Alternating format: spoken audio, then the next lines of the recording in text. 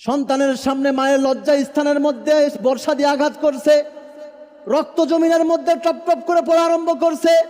আম্মার চোখের পানি ফেলে কাঁদে আর বলে, আল্লাহ, কোন দৃশ্য তুমি দেখাইতেছ মালিক। মাকে উলঙ্গ করলো, সেখানেও কাফেররা শান্ত হইল না, আবার দুনিয়া ছেড়ে বিদায়, দুনিয়া থেকে বিদায় করে দিল। এক পর্যায়ে সুমাইয়া মাটিতে গড়ায় পড়লো। এরপরও বলতেছে, বাবা সন্তান আমার, মৃত্যুর আগে তোকে আমি নসিহত করে যাই, তোরও যদি জান চলে যায় খবরদার তুই কালেমা ছাড়বি না। আল্লাহু আকবার বলেন। কেমন ছিল আম্মার আর কেমন ছিল তার মা। ও মুসলমান, এই যে দাওয়াত দিয়েছেন আল্লাহর নবী, এই দাওয়াতি জিন্দেগি চলতিছে। এক পর্যায়ে দাওয়াত দিতে দিতে কিছু সংখ্যক মানুষ কালেমা পড়লো। আল্লাহর নবী চিন্তা করলো, এইভাবে দাওয়াত দিয়ে তো কাজ হচ্ছে না, এখন আমাকে তায়েফে যেতে হবে। দেখি তো আন্তর্জাতিকভাবে তায়েফে যেয়ে যদি দাওয়াত দিতে পারি, হয়তোবা আমার নানার এলাকা তায়েফের মানুষ কালেমা পড়ে মুসলমান হবে। আল্লাহর নবী আর একদিন কাবা চত্বরে এসেছেন নামাজ আদায় করতে। এই কাফের, এই মুশরিকটা ওই জায়গায় উপস্থিত ছিল। খানায় কাবার সামনে আর কোনো মানুষ নাই, শুধুমাত্র আল্লাহর নবী একাই আছেন। আল্লাহর নবী যখন নামাজ পড়ার জন্য, আল্লাহর নবী নিয়ত করে নামাজ আদায় করার জন্য নিয়ত করেছেন, এমন সময় ওই কাফের, তার শরীরের মধ্যে ছিল একটা চাদর, যে চাদরটা ছিল অত্যন্ত খসখসে। আরবের চাদর অত্যন্ত মোটা হয় এবং খসখসে, মোটা সুতার কাপড়ের তৈরি সেই চাদরগুলো। চাদর দিয়ে পিছন থেকে আল্লাহ রাসূল সাল্লাল্লাহু আলাইহি সাল্লামের গলা পেঁচায় ধরলেন। গামছা দিয়ে যেমন দুই দিক থেকে টান দেওয়া যায়, মোটা চাদর দিয়ে আল্লাহর নবীর গলার মধ্যে প্যাঁচ দিয়ে দুই দিকের বাঁধন ধরে এইভাবে টান দিলেন। এত জোরে টান দিলেন, এত জোরে টান দিলেন, আল্লাহর নবীর জিহ্বা মুবারক বাইর হয়ে গেল। আল্লাহর নবী আওয়াজ দিতেছিলেন, আহ আহ বলে আওয়াজ দিতেছিলেন, জিহ্বা বাইর হয়ে গিয়েছে, দম বন্ধ হয়ে যায়। এমন সময় হযরতে আবু বকর রাদিয়াল্লাহু তাআলা আনহু খানায় কাবার সামনে এসে হাজির হলেন। মুসলমান, সিদ্দিক আকবর এই কাফেরকে ধাক্কা দিয়ে সরায় ফেললেন। চাদরটা এত জোরে টান লাগলো, চাদর সরানোর পর আল্লাহ রাসূল সাল্লাল্লাহু আলাইহি সাল্লামের ঘাড়ের চামড়া উঠে গেল। গলার মধ্যে মানুষকে ফাঁসি দিলে যেমন দাগ হয়ে যায়, এমন দাগ হয়ে গেল। এমন ভাবে আল্লাহর নবীকে কষ্ট দেওয়া হতো, শুধু কালেমার দাওয়াত দিয়েছেন এই জন্য। আল্লাহর নবী মাঝে মাঝে দাওয়াত দিয়ে বাড়িতে আসতেন করুণ চেহারা। আল্লাহর নবীর চেহারার দিকে আম্মাজান খাদিজাতুল কুবরা তাকাইতে পারতেন না। কিছুদিন পর আম্মাজান দুনিয়া ছেড়ে বিদায় নিলেন। নবীজির দাওয়াত দেওয়া আরো কঠিন হয়ে গেল। নবীজির মেয়ে হযরতে ফাতেমা, নবীজির আদরের কন্যা, নবীজির পাশে দাঁড়ায় গেছে। ডাক দেয়া বলতেছে, আব্বাজান, আমি ছোট মানুষ, আমার মা মারা গেছে, তো কি হয়েছে? আপনি দাওয়াত দিবেন, কোনো অসুবিধা নাই, আপনি দাওয়াত দিবেন, আমি ফাতেমা আপনার পাশে পাশে থাকবো, আপনাকে সহযোগিতা করব, কারণ মেয়েদের মধ্যে সবচেয়ে ভালোবাসতেন ফাতেমা নবীকে।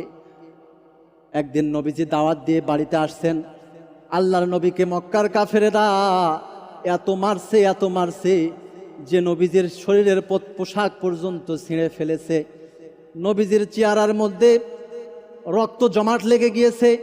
হাতের মধ্যে রক্ত জমাট লাগলে যেমন কালো কালো দাগ হয়ে যায়, আল্লাহ রাসূলের সুন্দর চেহারার জায়গায় জায়গায় এরকম ক্ষত ক্ষত দাগ, কালো কালো দাগ দেখা যায়।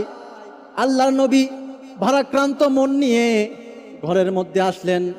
হযরতে ফাতেমা নবীজির চেহারার দিকে তাকায়া কান্না আরম্ভ করছে। আব্বা, দিনের দাওয়াত দিতে যে আপনাকে এতটা কষ্ট দেয় কাফেরেরা। নিজের জামা দিয়ে আল্লাহর নবীর চেহারা মুছে দিতেছিল। আল্লাহর নবী বলে, ফাতেমা রে, কষ্ট নিও না, এমন দিন আল্লাহ আমাকে দান করেছে, এই দিনের দাওয়াত দিতে গেলে একটু কষ্ট করতেই হবে। একটু চিন্তা করে দেখেন, আল্লাহর নবীকে মেরে তারা কেমন অবস্থা করেছে, যে লাল বর্ণের সাদা চেহারার ফুটফুটে গোলাপের মতো একজন মানুষের চেহারা, জায়গায় জায়গায় রক্ত জমাট লেগে গিয়েছে, কতটা মার মারছে তারা। এইরকম ভাবে আল্লাহর নবীকে কষ্ট দিতে চায়। দাওয়াত দেওয়া, দিনের দাওয়াত দেওয়া এতটা সহজ নয় রে ভাই। আজকে অনেকে দাওয়াত দেয়, কষ্ট নাই, মনে করে ঘরের চিপায় বসে বসে দাওয়াত দিলেই দাওয়াতের কাজ কবুল হয়ে যায়। না না, আল্লাহ রাসূলের দাওয়াতের সিস্টেমটাই ছিল আলাদা। আল্লাহর নবী দাওয়াতের জন্য এত কষ্ট করেছেন, এত কষ্ট করেছেন, এত রক্ত ঝরিয়েছেন। আজকে তো আফসোসের বিষয়, অনেকে আছে দাওয়াতের নামে 50,000 1 লক্ষ টাকা নিয়ে চলে যায়। ঠিক কিনা বলেন? আল্লাহ রাসূল সাল্লাল্লাহু আলাইহি সাল্লামের দাওয়াত আর এই যুগের কিছু আলেমদের দাওয়াতের অবস্থা আকাশ পাতাল তফাৎ। আফসোস হয়, কিছু কন্ট্রাক্ট বক্তা আছে, চুক্তিকারী বক্তা আছে, 1 লাখ টাকা না হলে মাহফিলে আসবো না। আছে না ভাই? এরকম আছে না? আছে। আমরা জনগণেও এমন মাতাল হই তাদের পাগলে, তাদের জন্য 1 লাখ টাকা কেন, 2 লাখ টাকা হলেও হেলিকপ্টার দিয়ে হলেও তাকে নিয়ে আসতে হবে। কথা বলেন না কেন? আমাদের রুচি এতটা খারাপ হয়ে গেছে। আরে ভাই, 2 লক্ষ টাকা দিয়ে ওরে কি জন্য নিয়ে আসতে হবে? আমাকে বুঝান আপনি। লোক বেশি হবে তাই? তাহলে তো আপনার উদ্দেশ্য মাহফিল করার না, আপনার উদ্দেশ্য লোক বেশি হবে, বিশাল আয়োজন হবে, সুনাম হবে, অমুক গ্রামে অমুক বক্তা আসছিল, লক্ষ লক্ষ মানুষ হয়েছে। তো আপনি মানুষ, কুমটিরও নিয়ত খারাপ আর বক্তার তো নিয়ত আগে থেকে খারাপ হয়ে আছে। শোনেন, চুক্তিবাজি বক্তাদেরকে দাওয়াত দেওয়া বন্ধ করে দেন।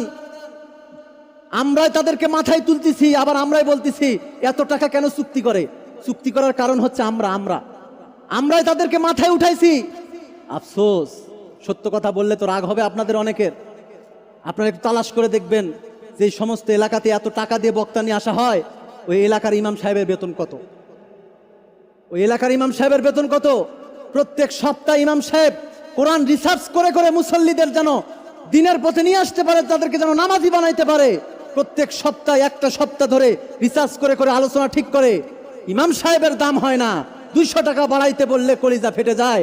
আর 2 লক্ষ টাকা দিয়ে কন্ট্যাক্ট করে 1 ঘন্টার জন্য বক্তা ভাড়া করে নিয়ে আসে। কথা বলেন ঠিক কিনা? এমন অবস্থায় সমাজের এই দুর্দিন, এগুলো যাবে কোন দিন বলেন? রুচি পরিবর্তন করেন। আমাদের রুচি পরিবর্তন করতে হবে। 1 লাখ টাকা যে বক্তা চাবে ওরে দাওয়াতই দিব না, যে বক্তা 20,000 টাকা দিয়ে মাহফিল করে যাবে ওরে দাওয়াত দিব। রুচির পরিবর্তন করেন, দেখবেন ইনশাআল্লাহ আবারও ওয়াজের ময়দান আবারও ঠিক হয়ে যাবে। সম্মানিত উপস্থিতি, যেটা বলতেছিলাম, আল্লাহ রাসূল সাল্লাল্লাহু আলাইহি সাল্লাম দিনের দাওয়াতের সিস্টেম ছিল আলাদা। মক্কার মধ্যে করুণ অবস্থা, ওই সময় দাওয়াত চলতেছে গোপনে গোপনে। নির্যাতিত মাজলুম কিছু সাহাবায়ে কেরাম, হযরতে বেলাল, হযরতে খাব্বাব, হযরতে খুবাইব, হযরতে আম্মার, হযরতে ইয়াসির, হযরতে সুমাইয়া রাদিয়াল্লাহু তাআলা আনহা, যাদের উপর নির্যাতন করা হচ্ছে, যাদেরকে কষ্ট দেওয়া হচ্ছে। হযরত বেলালের জিহ্বার মধ্যে পেরেক ঢুকানো হয়েছে শুধু কালেমা গ্রহণ করার জন্য। আল্লাহু আকবার। নবীজির একজন সাহাবী, নাম হলো ইয়াসির, তার স্ত্রীর নাম সুমাইয়া, সন্তানের নাম হলো আম্মার, আম্মার ইবনে ইয়াসির। বাপ বেটা দুইজন কেমন ভাবে কষ্ট দেওয়া হয়েছে। ইয়াসিরকে আগেই তো শহীদ করা হয়েছে। একদিন আল্লাহ রাসূল সাল্লাল্লাহু আলাইহি সাল্লাম মক্কার পথ দিয়ে হেঁটে যাইতেছেন, দেখে আবু জেহেল সহ আরো কাফেররা আম্মার এবং হযরতে সুমাইয়াকে গাছের সাথে বেঁধে রাখা হয়েছে আর তাদেরকে কষ্ট দেওয়া হচ্ছে। আম্মার দূর থেকে ডাক দেয়া বলে, ও সরকার, এই কষ্টের অবসান ঘটবে কোন দিন? আমরা আর সহ্য করতে পারি না গো পয়গম্বর। আল্লাহর নবী বলেন, আম্মার একটু ধৈর্য ধারণ করো, যদি শহীদ হইতে পারো অবশ্যই তোমাদের জন্য আল্লাহর জান্নাত তৈরি আছে। সুবহানাল্লাহ বলেন। যদি শহীদ হইতে পারো আল্লাহর জান্নাত তোমাদের জন্য তৈরি আছে, চিন্তার দরকার নাই। আল্লাহু আকবার। আম্মার আর সুমাইয়ার সেই দিনের ঘটনা, করুণ ঘটনা। মুসলমান, দিলটাকে একটু নরম করে দিবেন, দেখেন তো চোখের পানি বের হয় কিনা। হযরতে সুমাইয়াকে গাছের সাথে বেঁধে ফেলা হয়েছে, আম্মারকে গাছের সাথে বেঁধে ফেলা হয়েছে। আবু জেহেল আম্মারকে বলতেছে, আম্মার কালেমা ছেড়ে দাও, ঈমান ছেড়ে দাও। আর ওই দিক থেকে সুমাইয়া ভাঙ্গা ভাঙ্গা কণ্ঠে, দুর্বল কণ্ঠে ডাক দেয়া বলে, এই আবু জেহেল, এমন সন্তান আমি জন্ম দেই নাই যেই সন্তান ভয়ের জন্য ঈমান ছেড়ে দিবে, এমন সন্তান আমি জন্ম দেই নাই। আবু জেহেল গরম হয়ে গেলেন। এবার আম্মারকে বললেন, আম্মার, যদি কালেমা না ছাড়ো তাহলে তোমার সামনে তোমার মাকে বস্ত্রবিহীন করব। নাউজুবিল্লাহ বলেন। তোমার সামনে তোমার মাকে উলঙ্গ বানাবো। আল্লাহু আকবার। আবু জেহেল এক কাফেরকে বললেন, আম্মারকে তার মায়ের দিকে ঘুরায় দাও, তার মায়ের দিকে তার মুখমণ্ডল করায় দাও। আম্মারকে এবার হযরতে সুমাইয়া রাদিয়াল্লাহু তাআলা আনহার দিকে তিনার চেহারা করে দেওয়া হলো। সন্তানের সামনে মাকে এইভাবে বেঁধে রাখা হয়েছে, করুণ একটা ইতিহাস। এবার আবু জেহেল বলতেছে, আম্মার এখনো সময় আছে, কালেমা ছেড়ে দাও। সুমাইয়া বলে, না, খবরদার, সন্তান আমার যা হয়ে যাক, তুমি কালেমা ছাড়বে না। আমাকে যদি মেরেও ফেলে তবুও তুমি কালেমা ছাড়বে না। এ হলো মা, এ হলো মা যে সন্তানের ভালাই চায়। কারণ কালেমা ছেড়ে দিলেই তো আম্মার জাহান্নামে চলে যাবে।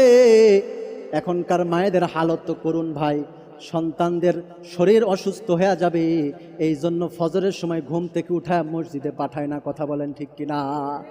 সুমাইয়া কেমন মা ছিল? এবার আবু জেহেল সুমাইয়ার শরীরের পোশাকগুলো খোলা আরম্ভ করছে। আওয়াজ করে বলেন নাউজুবিল্লাহ। আম্মার চক্ষু বন্ধ করতে চায়, বারবার আম্মারের চোখ খুলে ফেলে, কাফেররা চোখ খুলে ফেলে আর বলে, তাকায় দেখ তোর মায়ের করুণ হালত, এখনো তুই কালেমা ছেড়ে দে। এক পর্যায়ে সুমাইয়া রাদিয়াল্লাহু তাআলা আনহার শরীরের সমস্ত পোশাক খুলে ফেলা হলো।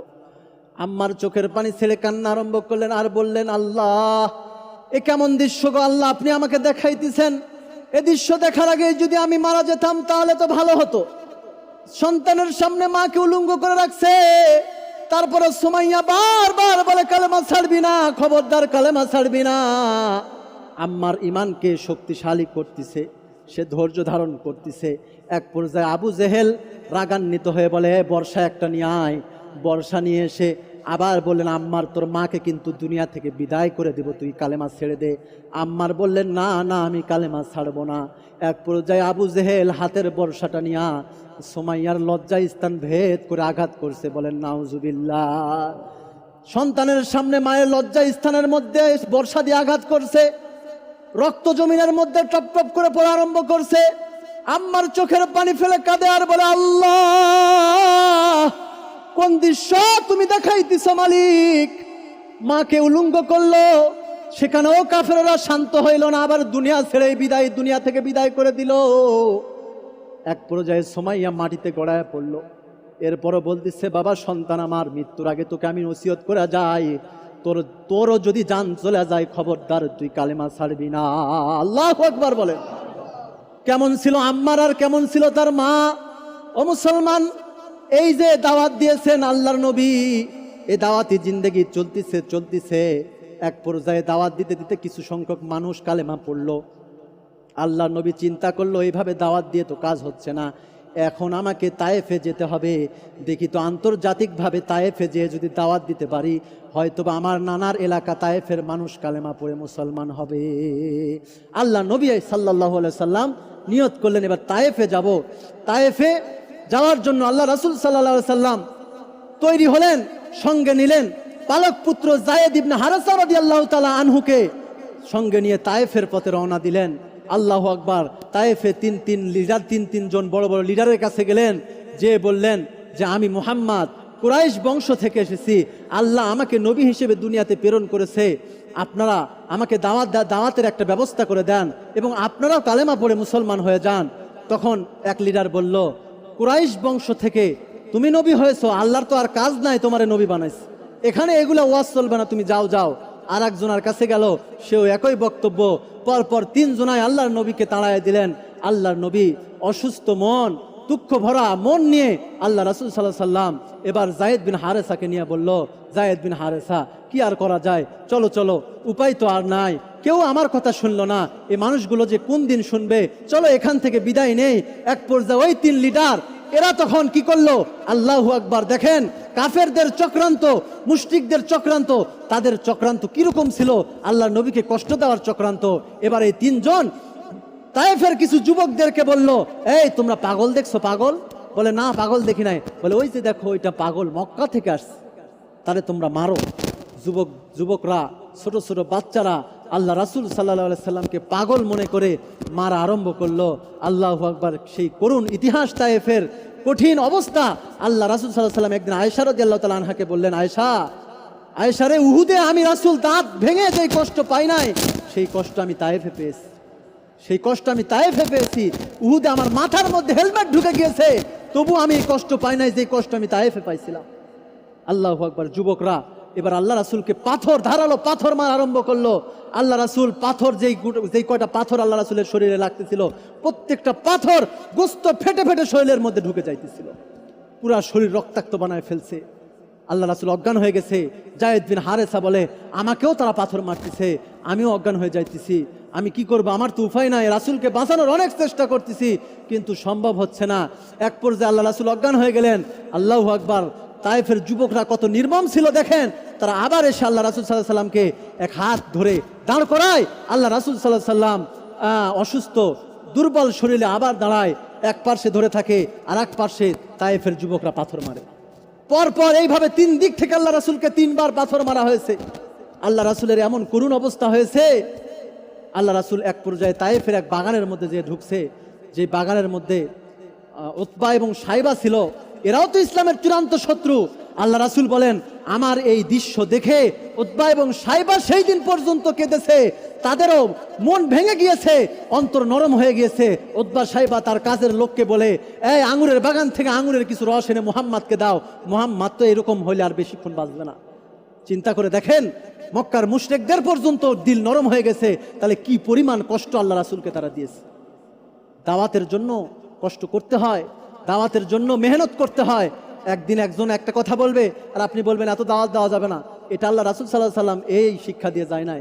আপনাকে দাওয়াত দিতে গেলে কষ্ট পেতে হবে, দাওয়াত দিতে গেলে হক কথা বলতে গেলে চাকরি ছাড়তে হবে মাঝে মাঝে, দাওয়াত দিতে গেলে মাঝে মাঝে জালেমদের কাছে মাজলুম হতে হবে, দাওয়াত দিতে গেলে মাঝে মাঝে জেলখানায় যেতে হবে, দাওয়াতের কাজ করতে করতে মাঝে মাঝে গলার মধ্যে ফাঁসির রশি নিতে হতে পারে। কথা বলেন ঠিক কিনা? তবে দাওয়াত বন্ধ করা যাবে না। আল্লাহ তাআলা আমাদেরকে দাওয়াতের কাজ, দাওয়াতের মিশন চালিয়ে যাওয়ার তৌফিক দান করুন। ওয়া আখির দাওয়ানা আনিল হামদুলিল্লাহি রাব্বিল আলামিন।